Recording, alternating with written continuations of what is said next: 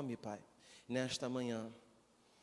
E nós clamamos a Ti e Te pedimos, Senhor, abre o nosso entendimento, Senhor, que o exercício, Senhor, da nossa vida cristã, daquilo que nós entendemos como igreja, como corpo de Cristo, seja exercido por cada um de nós, seja vivido e experimentado por cada um de nós, de uma forma integral, de uma forma plena, ó Deus, e que nós possamos, Senhor Jesus, nos dirigir a Ti, Pai. Nós possamos nos dirigir a Ti, Senhor, na compreensão e na execução da vida cristã que o Senhor espera de cada um de nós, de forma que o Senhor olhe para nós e nós possamos olhar para Ti de uma forma uníssona, ó Deus, vendo naquilo que fazemos e naquilo que esperamos que o Senhor faça, ó Deus, uma única direção. Ó Deus, eu Te agradeço, eu Te louvo, amém e amém. Quando falamos a respeito de família, nós questionamos, o modelo de família que tem sido pregado nos dias de hoje. Questionamos o modelo e a dinâmica como a família ela se organiza, Questionamos no sentido de compreender, no sentido de entender. Questionamos também no sentido de avaliar se aquilo que nós estamos fazendo e se aquilo que nós estamos entendendo, o que é família, está coerente com a palavra ou não. Questionamos no sentido de refutar, de repreender, de não aceitar aquilo que é errado, aquilo que é estranho, aquilo que é diferente do modelo que Deus estabeleceu, do modelo que Jesus veio trazendo para cada um de nós através do seu exemplo. Jesus que teve problemas familiares, Jesus que teve conflitos dentro da sua própria casa, Jesus que foi rejeitado, Jesus que pode ser considerado literalmente um filho adotivo. Teve na sua vida um exemplo, uma referência. Como exemplo, ele nos ensinou como é ser família e como viver em família, apesar das diferenças, Uma família onde apenas a mãe está ali cuidando dos seus filhos, uma família em que, porque essa também foi a realidade de Jesus, Num determinado momento, como filho, ter apenas a sua mãe, porque o seu pai veio a falecer, Uma família em que o seu pai é uma referência, porque José foi aquele que ensinou a Jesus toda a compreensão daquilo que era o ensinamento mosaico, daquilo que era o ensinamento judaico, todo o entendimento de quem era Deus, da expressão de Deus, todos os questionamentos que Jesus, quando criança, fazia aos sacerdotes, ele o fazia porque antes o seu pai o ensinou, o doutrinou, o levou à compreensão, o levou a uma maturidade de conhecimento, porque Jesus teve esse exemplo dentro de casa. Então, olhamos para a história de Jesus e compreendemos nela a nossa vida. Independente de qual seja a sua realidade, independente de qual seja o seu contexto, Jesus é o nosso maior exemplo de família. Amém? E Jesus também nos ensina como ser família dentro da igreja. Porque sim, irmãos, nós somos uma família. E nós podemos hoje olhar para o modelo de igreja e questionar se nós estamos vivendo o modelo de igreja segundo aquilo que a palavra nos orienta. Questionar se aquilo que de fato nós pensamos está de acordo com aquilo que fazemos. Porque sim, podemos pensar e acreditar que família é isso, família cristã é aquilo, mas na prática, naquilo que se faz, naquilo que se vive propriamente, pode haver um distanciamento. E é muito importante a gente questionar as nossas atitudes. Não apenas o conceito, apenas aquilo que entendemos o que é família, mas questionar a nossa conduta, questionar o nosso fazer, questionar aquilo que nós somos, aquilo que fazemos como família. né? Como pais, como mães espirituais, como os irmãos em Cristo, né? Se nós estamos verdadeiramente fazendo isso, podemos questionar o modelo de família cristã, de vida cristã, de igreja como família que tem sido apresentado na nossa sociedade. As deturpações, as mudanças, os ajustes, né? Algo que o pastor Sebastião falou e algo que o pastor Marcos Paiva trouxe em seguida, ele repetiu aquilo que o pastor Sebastião falou. Ele disse o seguinte: olha, hoje nós temos a igreja dos homens e nós temos a igreja de Cristo. Hoje nós temos a igreja dos homens, onde ali há muitas coisas. Hoje nós temos a igreja de Cristo. E qual igreja nós temos sido? Qual igreja nós temos concordado? Nós temos aceitado? Que perfil nós compreendemos do que é ser igreja? Porque o Evangelho é mais do que se sentir bem e sair daqui acreditando e levando consigo essa fé fortalecida, porque houve uma palavra que edificou a sua vida. Família cristã, a família da fé, ela é mais do que isso. É mais do que a liturgia, é mais do que a dinâmica, mais do que a forma como ser igreja. Ela é mais do que toda essa dinâmica que nós temos como estrutura. Afinal de contas, nós entramos na igreja e sentamos nessa cadeira, né, confortável. Ontem nós percebemos que as cadeiras não eram tão confortáveis assim, né, porque contamos a história da igreja, né, umas cadeiras de acrílico, né, que pega assim no meio das costas, e quando você vira, ela encaixa direitinho na asa, sabe? Então você tem que voltar, porque dói, né? Então, a estrutura da igreja, essa cadeira confortável onde você está, o ar-condicionado, que naquela ocasião não tinha esse ar-condicionado, né? Como nós temos aqui, né? Era um ventilador que ventava um vento muito quente, né? E quando estava frio e tinha que ligar porque o ambiente ficava abafado, ventava frio às vezes até demais, né? Alguns saíam resfriados, enfim. Mas é uma estrutura. Vocês estão olhando para mim e eu apenas estou olhando para vocês, ok? Agora olha para o lado, olha para a sua direita, olha para a sua esquerda. No ambiente da igreja olhamos mais para o pastor, olhamos menos para os irmãos. No ambiente da igreja estamos mais preocupados com a música que está sendo tocada, ao ponto de cantar a música e já não lembrar mais da letra, porque o nosso pensamento está divagando em outra coisa, mas a nossa voz, a nossa boca está cantando aquela música, como um comportamento mecânico. Afinal de contas, o que é ser igreja? Afinal de contas, aonde se aplica isso? Afinal de contas, o exercício da igreja está em ter um aparato cada vez mais modernizado dentro da igreja, seja na parte eletrônica, seja o nosso simples data show, por uma TV de LED, tamanho, eu não sei qual o tamanho disso, né? Sei lá, não posso nem chutar, alguns metros, né? Nada contra, quem dera, não é verdade? Nada contra, pelo contrário, porque nada disso interfere da forma ou da maneira como eu devo ver a igreja ou ser igreja, porque senão essa igreja já seria um problema, e na verdade já foi durante muitos anos, e continua sendo para muitas pessoas, porque não conseguem compreender aquilo que Deus espera de cada uma delas. Não consegue compreender que o ser igreja, o viver igreja, vai muito além de uma estrutura, vai muito além daquilo que estamos fazendo aqui. Pois podemos viver e estar na igreja, ter uma experiência sobrenatural dentro da igreja, mas ainda assim não ser igreja.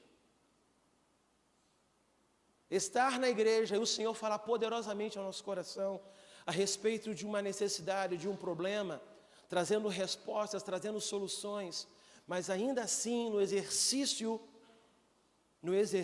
de ser igreja, nós podemos simplesmente não ser igreja. Nós podemos ser abençoados e sair por essa porta e nunca mais voltar, como disse o pastor Marcos Paiva. Ser igreja é mais. Ser igreja está para além daquilo que exercemos aqui. Podemos estar na igreja, participar de todos os eventos, né? O festival de chocolate que o Ministério Infantil exerce durante todos os anos. Podemos estar aqui, como teve no domingo passado, no rodízio de caldos, né? Feito pelo Vinho Novo, aqui ao final do culto, naquele friozinho, né? Com diversas opções, e ainda assim não ser igreja. Nós podemos participar de todos os cultos dessa igreja, assim como alguns irmãos já vieram falar comigo e disse: olha, pastor, eu estou precisando de algo mais, porque afinal de contas eu já fiz todos os cultos da igreja. Eu acho que todos nós precisamos de algo mais. Todos nós precisamos de uma dimensão em que nos leve a um degrau acima. Mas será que é suficiente ser igreja, participar de todos os cursos da igreja? Porque se ao final de todos os cursos, você termina os cursos e você continua pedindo mais, sem compreender tudo que passou, sem assimilar a profundidade ou a dimensão daquilo que te leva a estudar, é como ler a Bíblia de Gênesis e Apocalipse e dizer: olha, chega, já entendi, não preciso ler a Bíblia novamente, eu já sei o que o pastor vai pregar, eu já sei o que vai ser dito, eu já sei qual versículo, né, eu posso não lembrar o versículo, mas eu já li essa história, eu conheço tudo isso. Afinal de contas, irmãos, o que é ser igreja? Vamos ler novamente Filipenses, capítulo 2.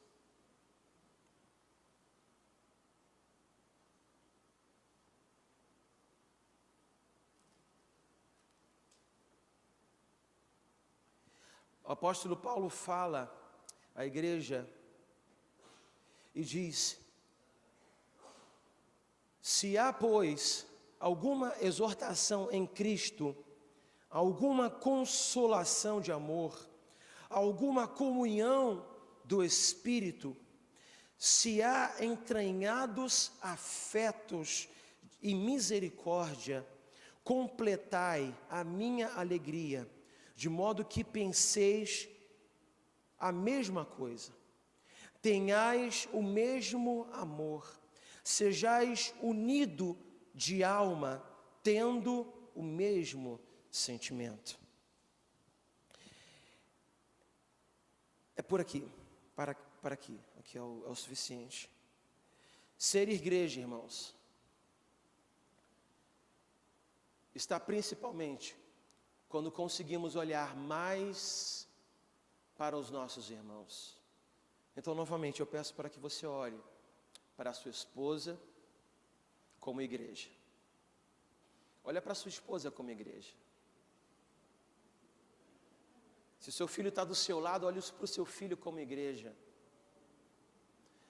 Agora, olha para uma outra pessoa que não é a sua família.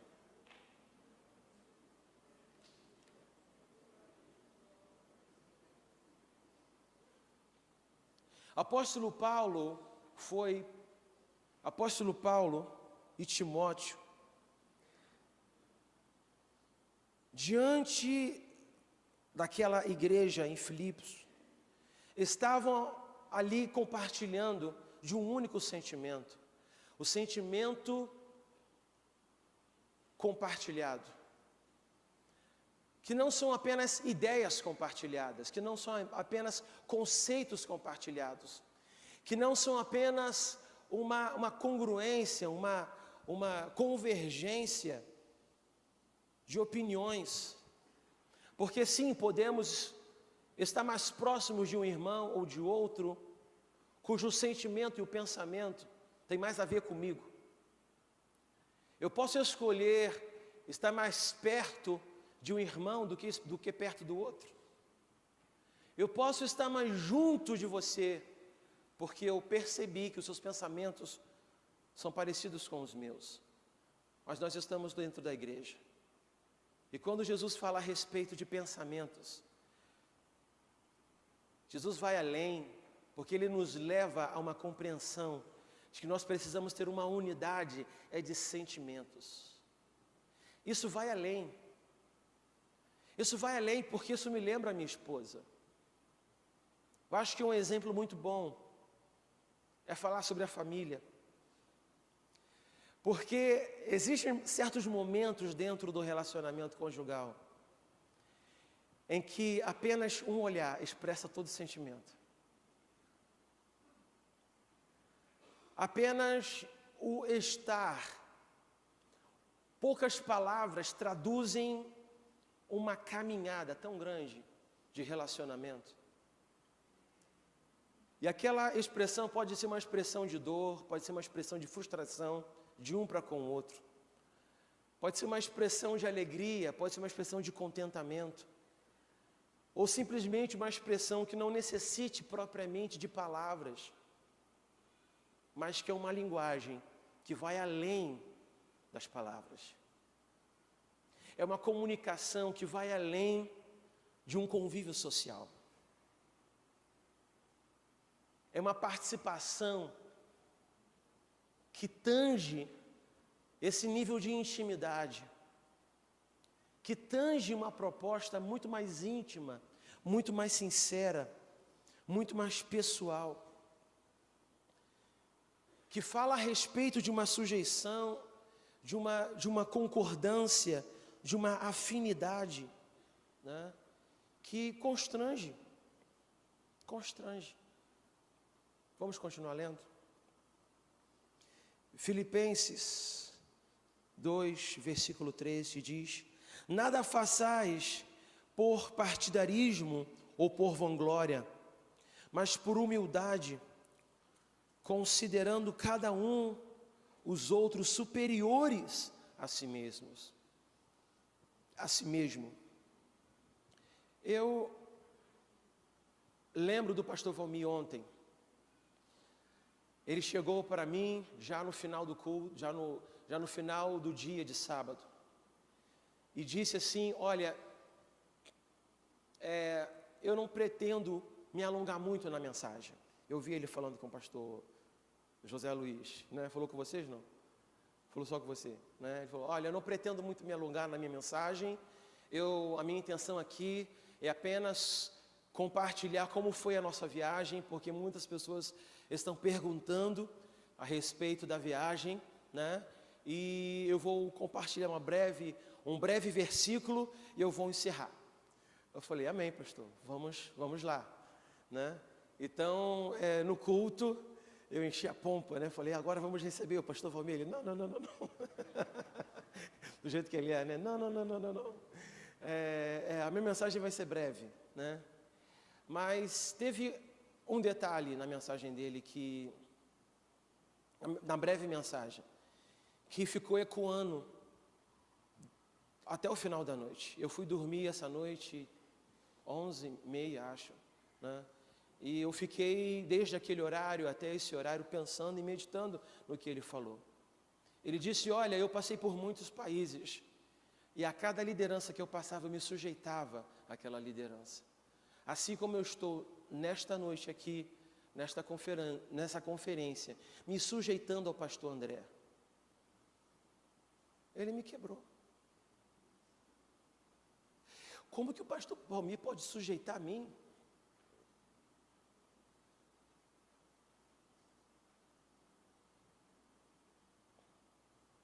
Como que o pastor Valmir pode se sujeitar a mim?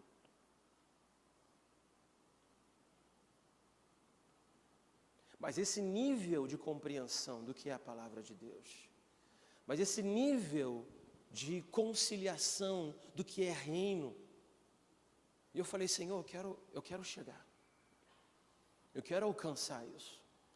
A mensagem do pastor Valmir continuou ecoando no meu coração, e é o que diz aqui a referência do versículo 3, que diz, pulei rapidamente, versículo 3 que diz: Nada façais por partidarismo ou por vanglória. É mais o segundo versículo que diz: considerando cada um os outros, o quê?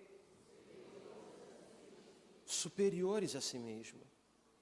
Não tenha cada um em vista o que é propriamente seu, senão também cada qual o que é dos outros. Considere o seu irmão maior do que você. Olhe para o seu irmão e se coloque na posição de servo para servir o seu irmão.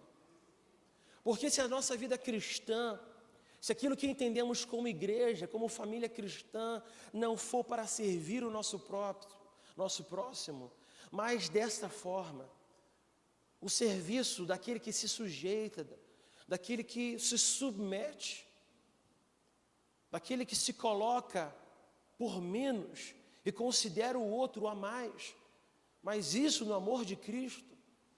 Imagina o seu irmão dizendo isso a seu respeito. Agora imagine você dizendo isso a respeito do seu irmão.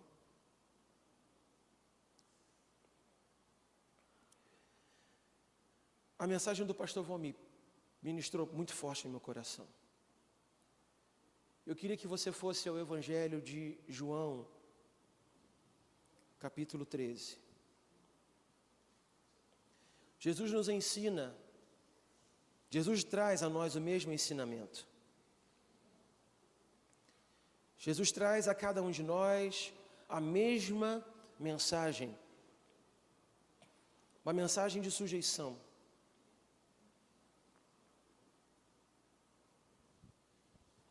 No versículo 4,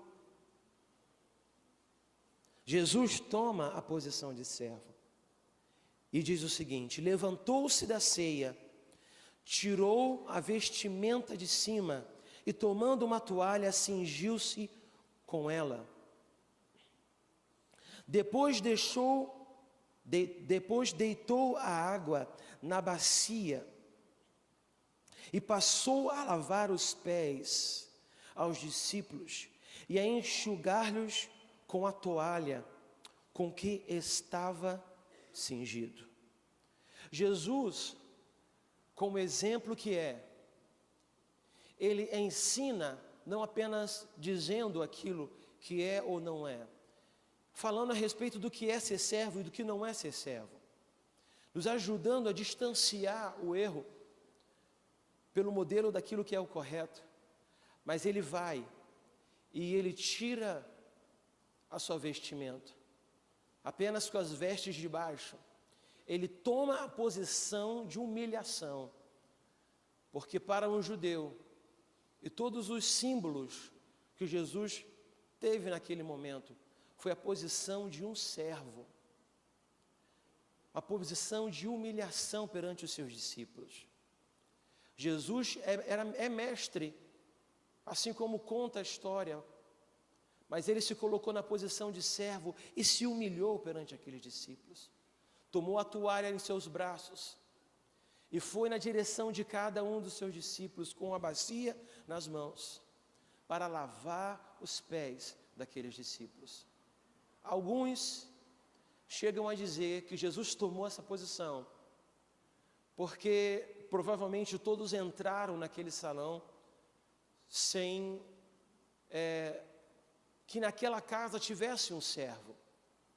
Porque Jesus, num determinado momento da história, diz a dois dos seus discípulos: vá e prepare tudo para a ceia. E eles prepararam tudo para a ceia, mas alguns teólogos acreditam nessa versão, dizendo que eles entraram naquele lugar sem que estivessem devidamente limpos para o exercício daquela ceia. Tendo de lado, deixando essa ideia de lado, que é apenas um detalhe na história, é a gente se ater a coisa mais fundamental: Jesus como servo. Você pode voltar para o texto de Filipenses, capítulo 2, usa cordinha aí, gente.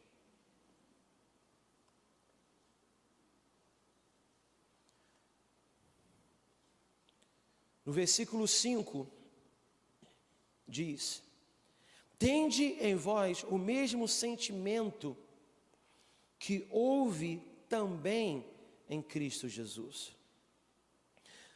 Eu vou repetir. Tende em vós o mesmo sentimento que houve em Cristo Jesus. Amém? O mesmo sentimento de se sujeitar. Volte para o capítulo 13 de João. Agora o versículo seguinte, o versículo 6. Versículo 6 ao 8, que diz: Aproximou-se, pois, Simão Pedro, e este lhe disse: Senhor, tu me lavas os pés a mim? Respondeu Jesus: O que eu faço não o sabes agora, compreendê-lo-ás depois. Disse-lhe Pedro: Nunca me lavarás os pés. Respondeu-lhe Jesus: Se eu não te lavar, não tens parte comigo. Vamos ler o versículo 8 novamente. Vamos ler juntos?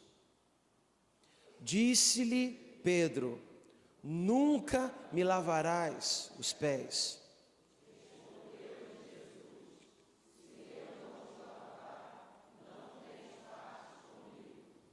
Ora, Jesus e os discípulos vinham numa caminhada da edificação, do entendimento do que é o Evangelho. Mas nessa altura do campeonato, Pedro ainda não entendeu qual era a proposta de Jesus. E é tão interessante essa relação de Pedro com Jesus, porque Jesus engrossa na mesma medida que Pedro. Pedro diz: Nunca lavarás os meus pés. E Jesus disse: então tá. Se eu não lavar o seu pé, você não tem parte comigo. Não, Jesus, espera aí. Nem tanto.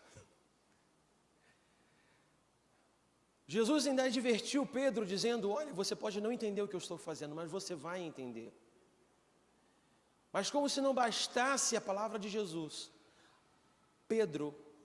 a postura de Pedro foi: você não vai lavar o meu pé. E quantas vezes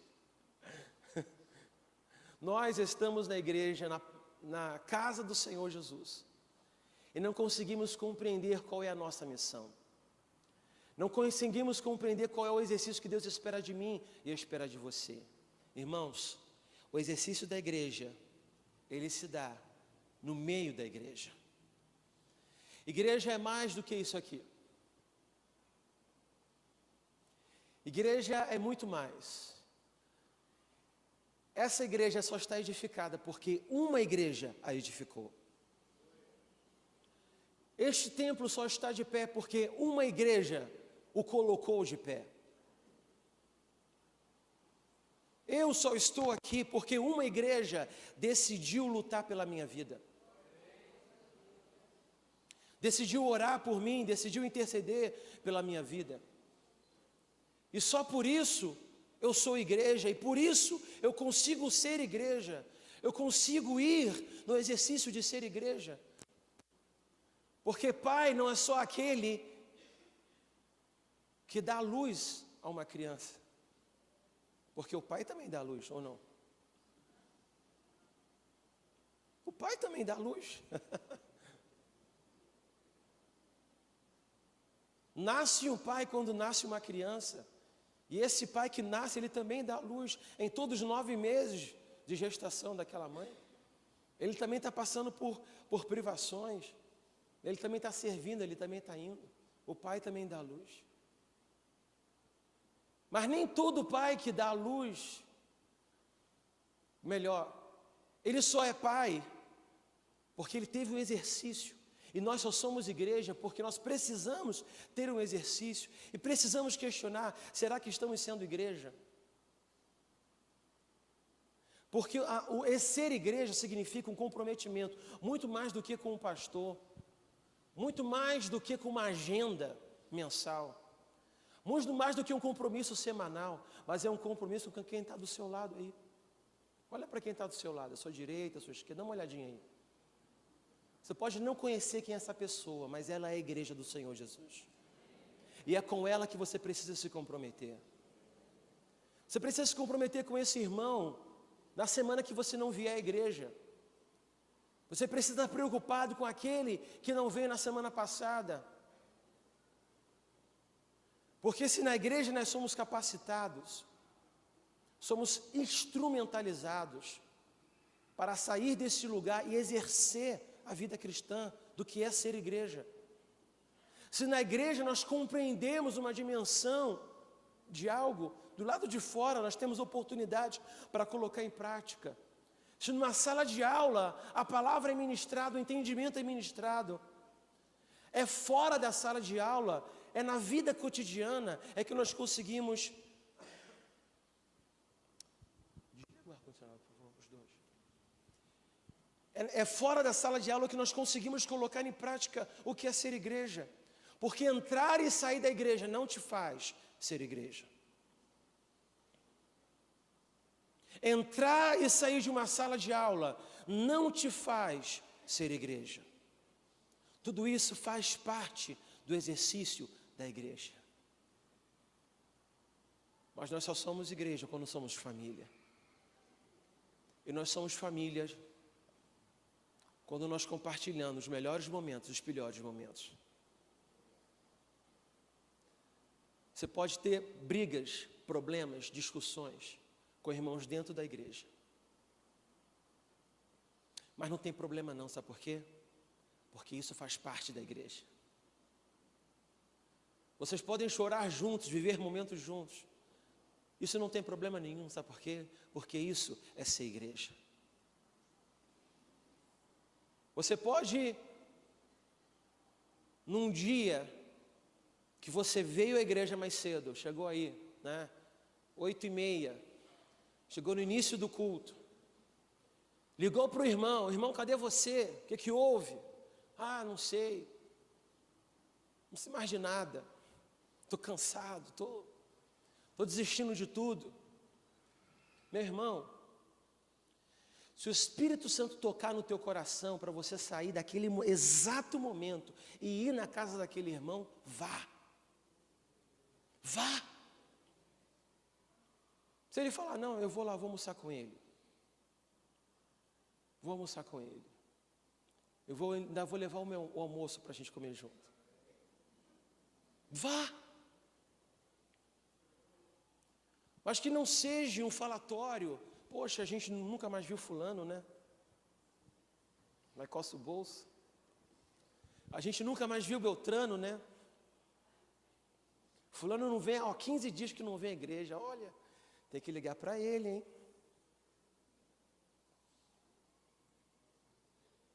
Ser igreja é o id. Ser igreja é muito mais do que um discurso. Ser igreja é o exercício. Ser igreja é muito mais do que os pensamentos. Ser igreja é um contexto prático. É daquilo que você faz. E assim como eu falei no início da pregação, você tem sido igreja? Quando você falta, você se preocupa, porque você é influência.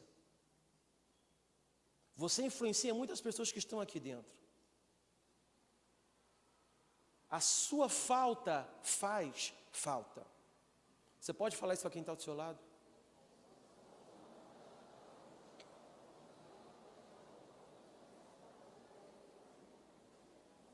Então não é normal a gente simplesmente estar ausente e achar que ninguém vai sentir falta. Achar que ninguém vai notar, ninguém percebeu que eu não vim. Percebe, meu irmão, sabe por quê? Porque aqui é que nós estamos praticando ser igreja.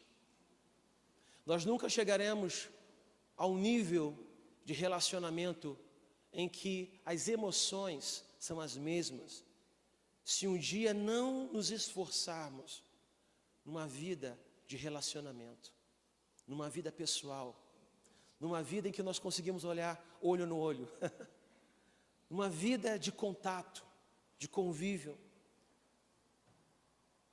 Por isso não adianta sair de uma igreja e vir para a Nova Vila do Alcântara. Não adianta sair da Nova Vila do Alcântara e ir para outra igreja, porque é tudo prédio, é tudo... Igreja é gente. E gente dá problema. Onde tem gente tem problema. Vou falar que nem um professor falou para mim. Sabe onde é que não tem problema? É no mato. Numa relva selvagem, né? Mas se um homem decidir morar naquela relva, você pode ter certeza que ele vai querer arrancar aquele mato do lugar, ele vai querer derrubar algumas árvores, pronto. É gente assim.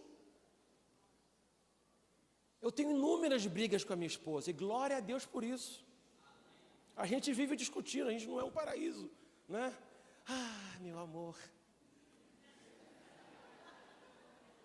Vivemos no Éden. Alice, no fantástico mundo das maravilhas. A gente é que sabe quando aperta.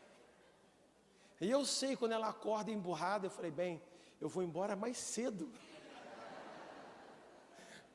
Vou ver se melhora. No meio do dia eu vou ligar para saber se já está melhor, né? E quando acorda não dando um bom dia, bufando, indo para o banheiro, opa.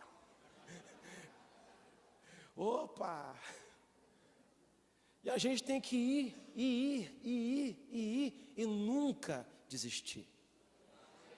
Nunca desistir. Por isso, meu irmão, não desista da sua família. Não desista da sua família. Amém? Amém? Deixa eu voltar aqui que eu já me perdi qual versículo que eu estou.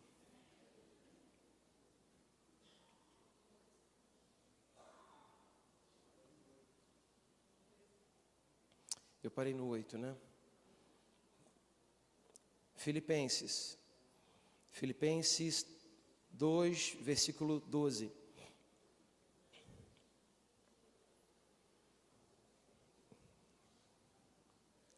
Que diz: assim, pois, amados meus, como sempre obedecestes, não só na minha presença, porém muito mais agora na minha ausência, desenvolvei a vossa salvação com temor e tremor, porque Deus é quem efetua em vós tanto o querer como o realizar, segundo a sua boa vontade. Amém? Preparai a sua salvação. João capítulo 13, versículo 9, a continuação, que diz: então Pedro lhe pediu, Senhor, não somente os pés, mas também as mãos, a cabeça, o corpo todo, né?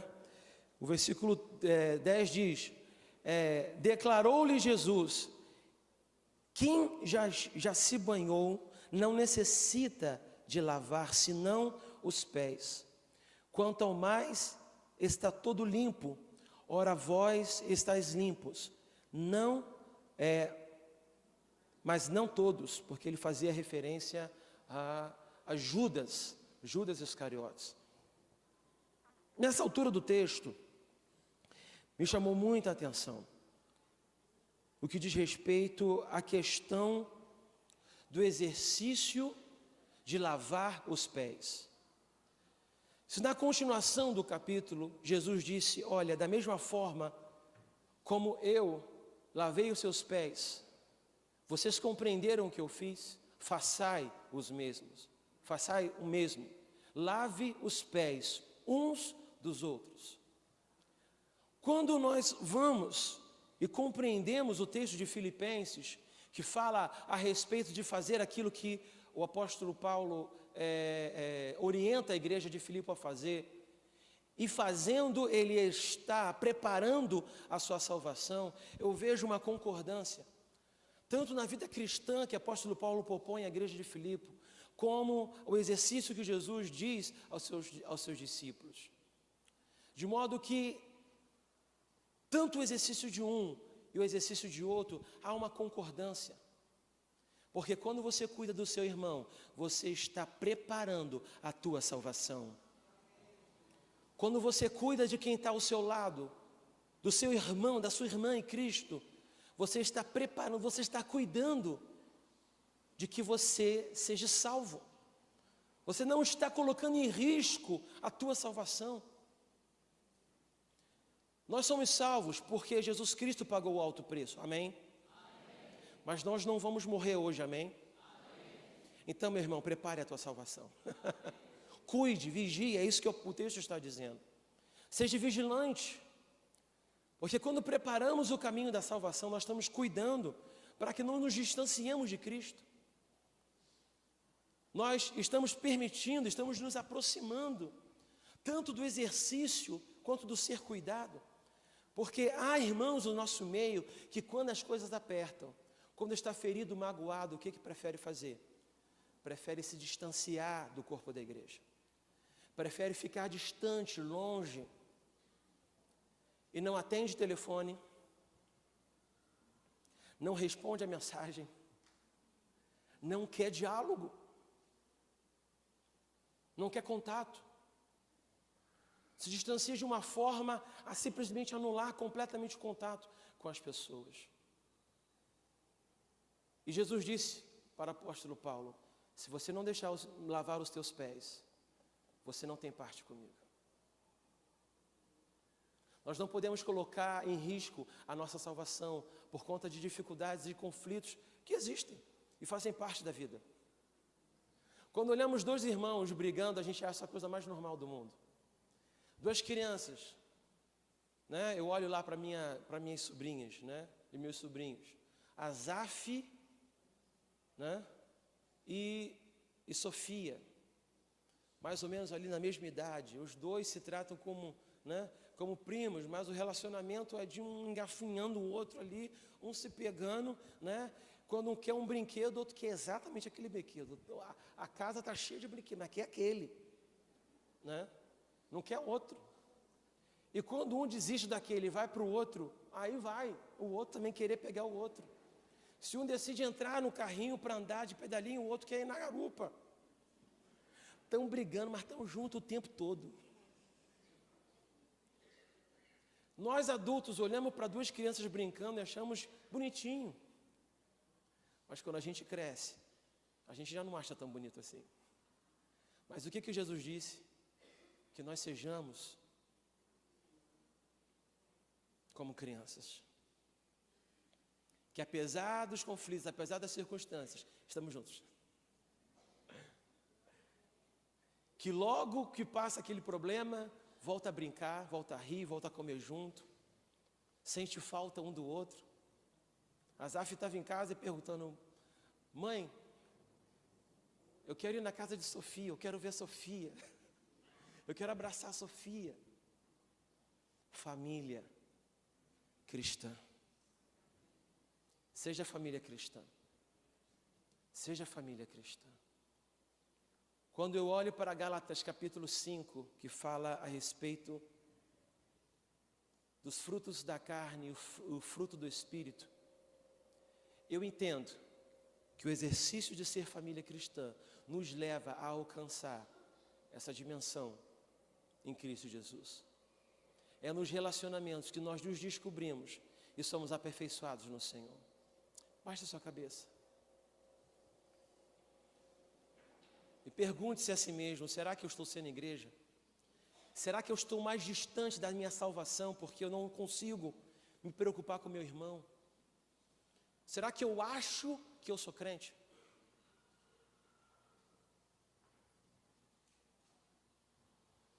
Será?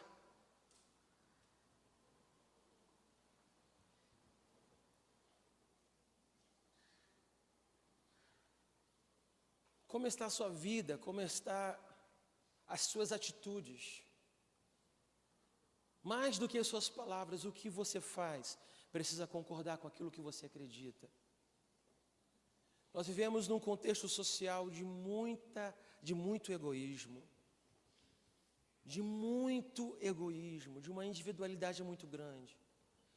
Onde ninguém quer dar a vida ao seu próximo, assim como diz João, capítulo 15, versículo 12.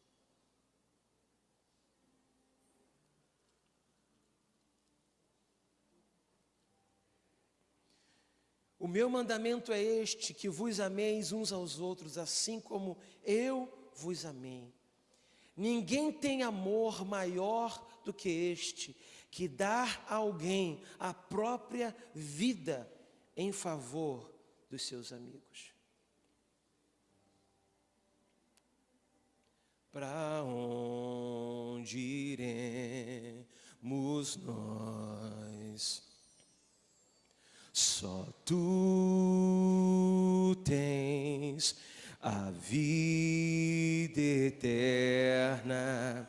Para onde iremos nós?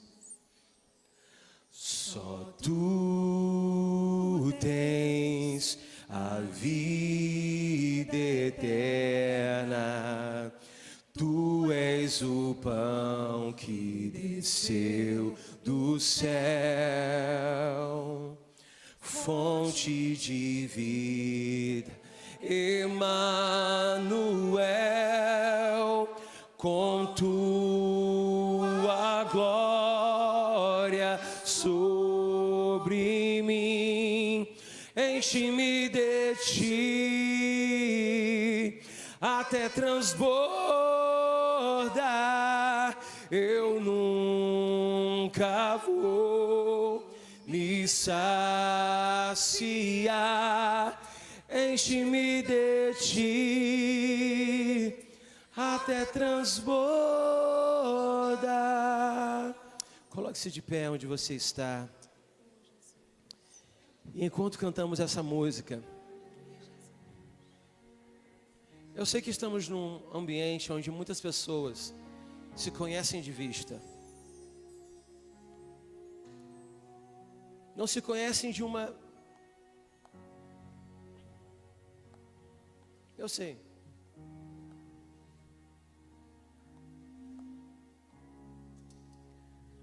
Mas ainda que possamos estar aqui de uma forma diversificada, talvez aquele irmão, aquela irmã em Cristo, que te ajudou a permanecer na casa do Senhor, vai vir hoje no culto à noite. Nós como corpo, igreja de Cristo, nós somos um. E nós precisamos declarar isso uns aos outros.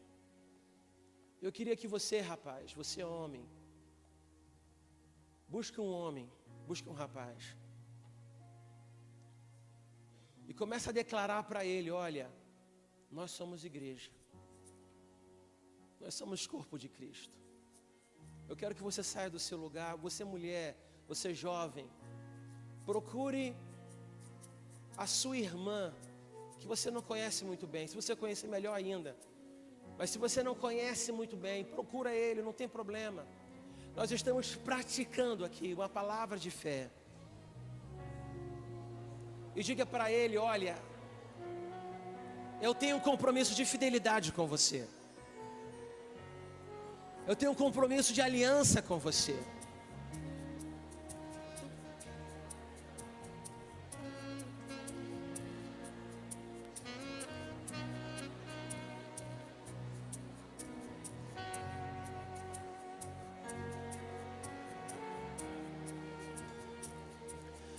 Não fique sem sair do seu lugar, saia do seu lugar. Se você entendeu a mensagem, saia do seu lugar. E declare o seu amor em Cristo. Declare o seu compromisso com Cristo de ser igreja. Declare o seu compromisso de dizer, olha, meu desejo é ser igreja. É não apenas estar na igreja, mas é ser igreja. Eu não te conheço, mas eu quero ser igreja para você.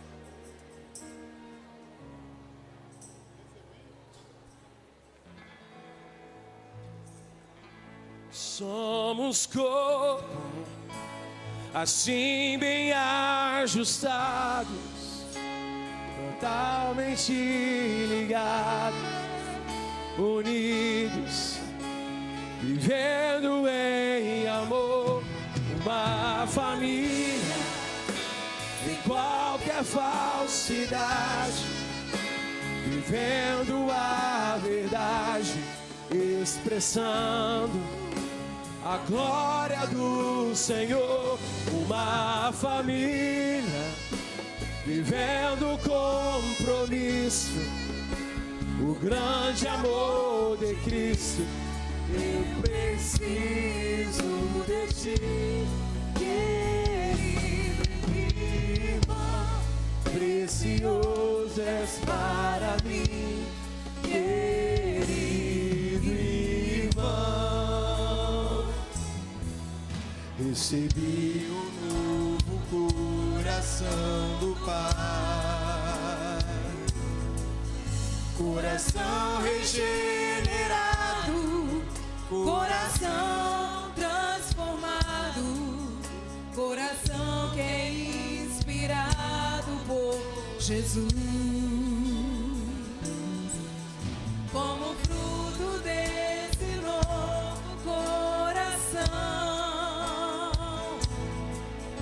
eu declaro a paz de Cristo. Te abençoo, meu irmão. Preciosa é a nossa comunhão. Somos corpos e assim bem ajustados, totalmente ligados, unidos, vivendo em amor, uma família, sem qualquer falsidade, vivendo a verdade, expressando a glória do Senhor, uma família, vivendo o compromisso do grande amor de Cristo. Eu preciso de ti, querido irmão, precioso és para mim, querido irmão. Eu preciso de ti, querido irmão, precioso és para mim, querido irmão. Eu preciso de ti, querido irmão, precioso és para mim, querido irmão. Eu preciso de ti, querido irmão, precioso és para mim. Querido irmão,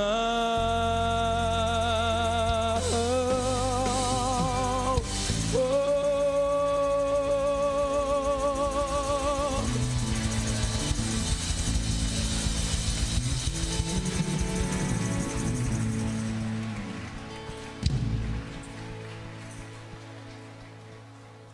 Viver em família não é fácil, mas você consegue. Amém? Senhor Deus, muito obrigado, Pai, por esta manhã. Muito obrigado, Senhor Jesus, por essa palavra maravilhosa, que como foi edificado, como cada um de nós fomos edificados aqui, Senhor Jesus. Nós louvamos, te agradecemos. Dá-nos um domingo abençoado, Senhor. E logo mais também o culto à noite. Abençoe, Senhor Jesus, cada pessoa que estará aqui. É o que nós te pedimos e te agradecemos. E toda a igreja diga amém e amém. Deus abençoe a todos. Um bom domingo.